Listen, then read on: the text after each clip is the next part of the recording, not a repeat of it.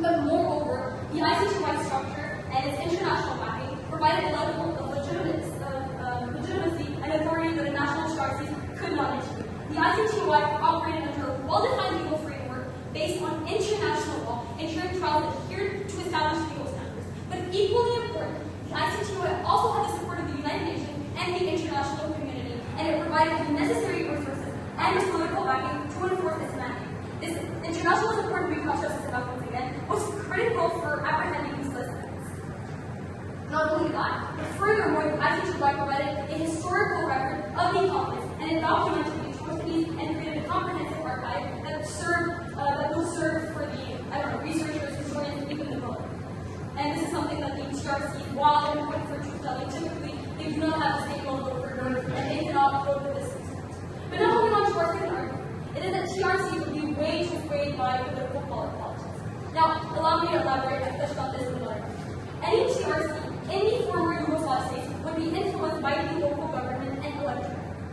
This influence manifests itself in three critical ways. One, ethnic conflicts.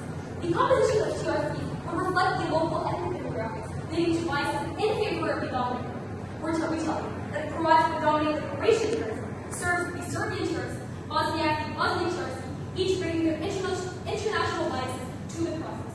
The ethnic dominance would severely compromise the TRC's ability to objectively address atrocities committed by members of their own ethnic groups, and this fosters a narrative that protects their own while letting the others go unaccountable. Two, government influence. TRCs would be staffed by government officials or even bureaucrats who are appointed by elected heads of states, right? And they would likely choose individuals favorable to the nation's interests. And this is just like by human nature, we see this all the time, right? This compromises the TRC's impartiality and its effectiveness.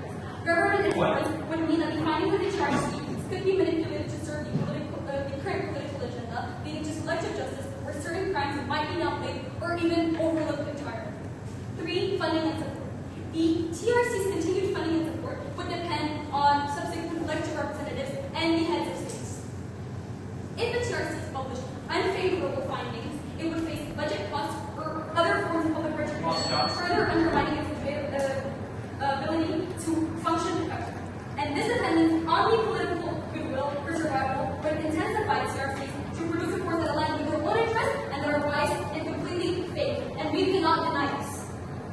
By contrast, we tell you that in our world, the ICTY was free from such local meddling. It was established by the United Nations and operated independently of the former Yugoslav governments.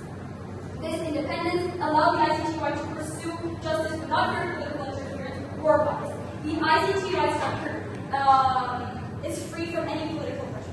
But furthermore, the ICTY's independence also means that it can operate without fear of political retaliation, and its funding will be able to continue. One way to arguments, it becomes clear that the ICTY was crucial for ensuring legal justice and accountability in the aftermath of the Yugoslav wars.